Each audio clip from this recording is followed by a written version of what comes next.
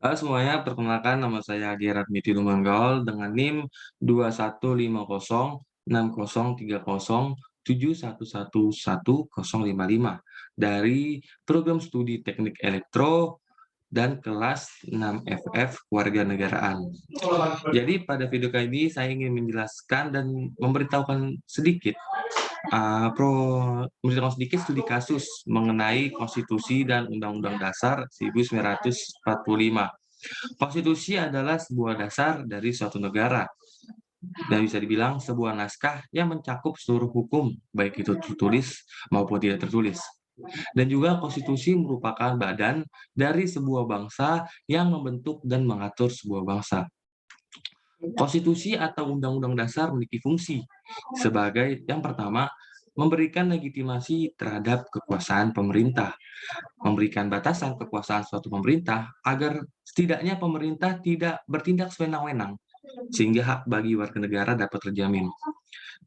Nah, yang ketiga, sumber hukum tertinggi. Yang keempat, identitas nasional dan lambang negara. Dan yang terakhir, perlindungan hak asasi manusia sebagai jaminan kebebasan untuk warga dari suatu negara. Nah, di sini pastinya ada hubungan ya dari Undang-Undang Dasar 1945 dengan konstitusional.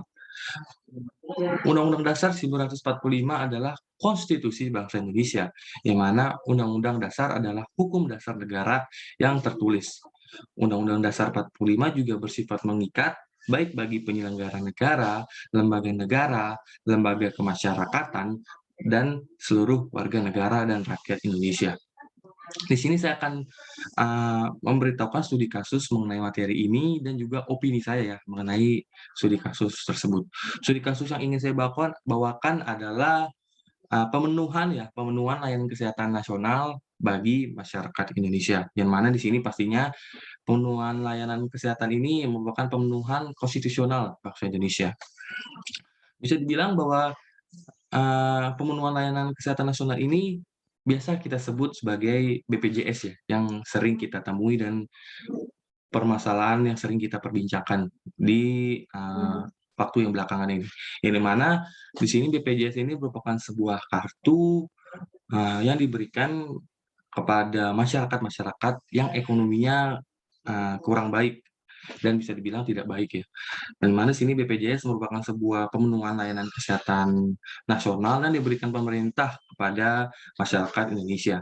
Di sini masalah yang ingin saya bawakan yaitu apakah pemenuhan layanan kesehatan ini atau biasa kita sebut BPJS ini tersalurkan dengan baik atau tidak? Apakah tersalurkan hanya untuk masyarakat di kota atau warga-warga negara di kota dan bisa dibilang warga-warga negara yang setidaknya dekat dengan ibu kota kita gitu, ibu kota bangsa Indonesia dan negara Indonesia.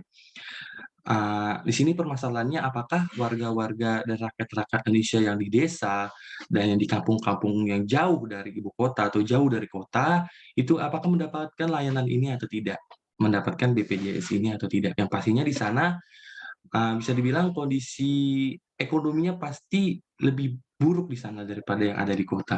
Dan ini menjadi tantangan yang besar ya, tantangan yang bisa dibilang pemerintah itu harus cukup aware dan prihatin terhadap keadaan tersebut.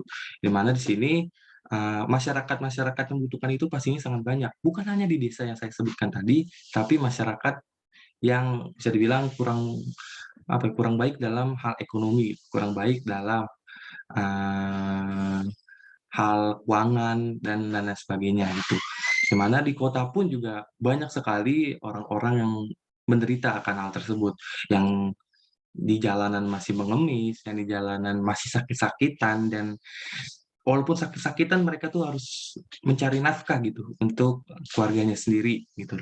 Dan itu menjadi satu keadaan yang genting ya, keadaan yang penting yang di mana pemenuhan layanan kesehatan nasional ini yang biasa kita sebut BPJS ini harus tersalurkan dengan baik untuk mereka gitu. Bukan hanya untuk masyarakat-masyarakat yang ada di kota yang bisa dibilang ya yang kondisinya masih cukup membaik, tetapi dia masih mendapatkan hal tersebut gitu. Dan masih banyak sekali orang-orang di luar sana atau warga-warga negara Indonesia di luar sana yang keadaannya sangat genting, keadaannya sangat sekarat, dan keadaannya sakit-sakitan gitu.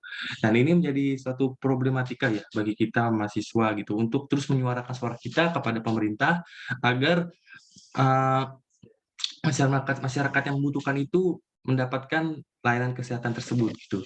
Nah, menurut opini dari saya, mengenai studi kasus ini, yang pertama kita sebagai mahasiswa ya, harus terus menyuarakan suara kita, baik itu di sosial media, baik itu di, secara demo, tapi di sini demonya ini maksud saya demo yang baik ya, yang tidak merusak fasilitas umum dan lain-lain sebagainya. Dan ini menjadi, apa ya, menjadi suatu hal yang penting bagi kita mahasiswa untuk terus menyuarakan pikiran kita atas mengenai solusi apa yang bisa dibilang solusi yang baik untuk keadaan seperti ini. Di mana itu sebuah tantangan kita untuk terus berpikir bagi masyarakat Indonesia dan juga bagi keadaan Indonesia yang pastinya ke depannya kita harapkan membaik ya dalam segi kesehatan dan juga layanan bantuan ini.